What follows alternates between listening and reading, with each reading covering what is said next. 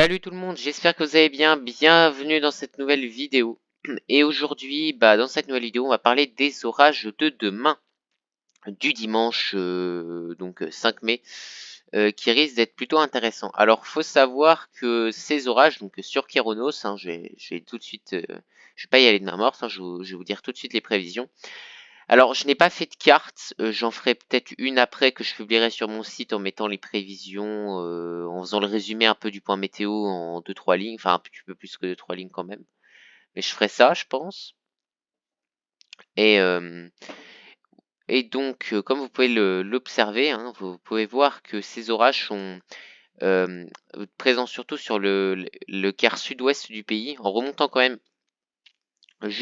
qu'à l'ouest de la Bourgogne, plutôt sud-ouest de la Bourgogne, dont une petite bonne partie de la Saône-et-Loire. Alors moi, je suis vraiment à la limite ici, donc peut-être que j'aurai des phénomènes intéressants. Mais par contre, je suis englobé dans l'endroit dans le risque d'orage fort. Donc je sais pas trop à quoi m'attendre, mais ça risque d'être plutôt intéressant. Bref, que va-t-on ensuite regarder? Nous allons regarder tout simplement pourquoi les orages et d'où vient le conflit de Masdar.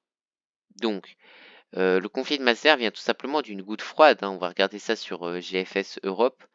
Donc, comme vous pouvez le voir, la goutte froide qui est juste ici.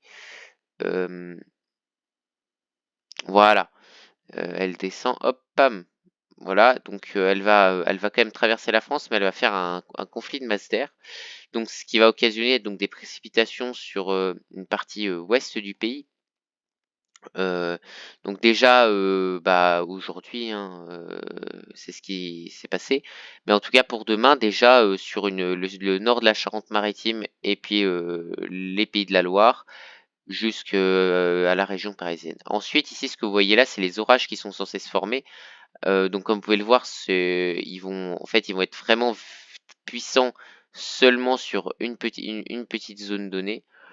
Mais en fait, ils vont être plutôt bien plus vieux. En fait, ce qu'il faut regarder, c'est le Cape hein, aussi. Donc ouais, ils vont être plutôt très pluvieux, mais le Cape est plutôt élevé aussi. Donc on risque quand même d'avoir des orages qui perdurent pas mal dans le temps et potentiellement une bonne instabilité. Les vents verticaux sont plutôt puissants, mais voilà, ça va pas être vraiment un amas multicellulaire, ça va être sûrement plusieurs cellules, comme vous pouvez le voir, bien séparées. Si on regarde sur Arome SimSat Color en infrarouge, on remarque que les orages, voilà, on peut bien les voir.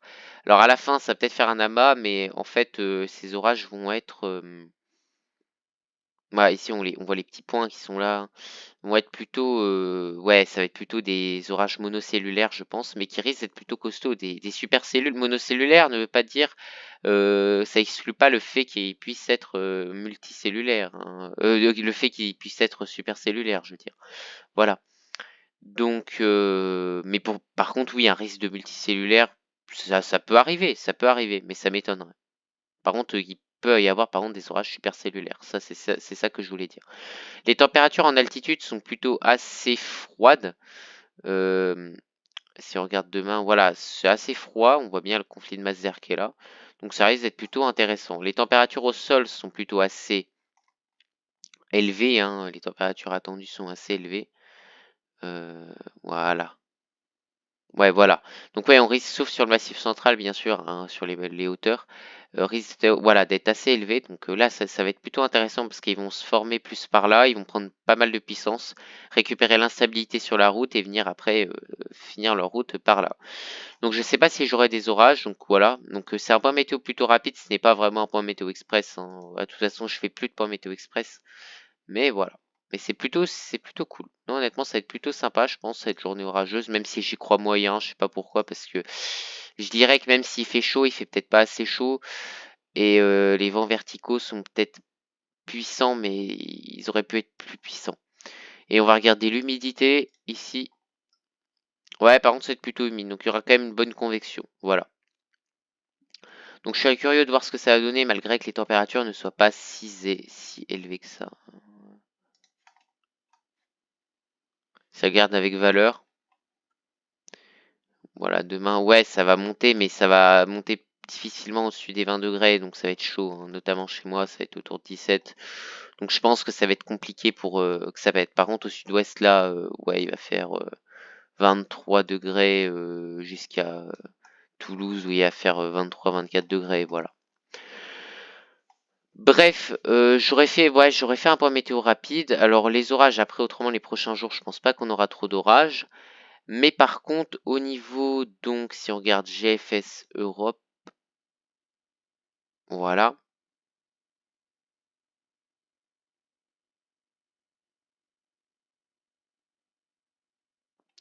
Au niveau des prochains jours, ça risque d'être plutôt, on va dire, un flux anticyclonique, mais ça va pas non plus être un flux trop anticyclonique. On va être quand même dans un flux modéré. On n'est pas trop, on est ni dans un flux, voilà, on est un peu plus, on est quand même dans un flux d'ouest un petit peu, mais pas trop. C'est un flux un peu dégradé, hein.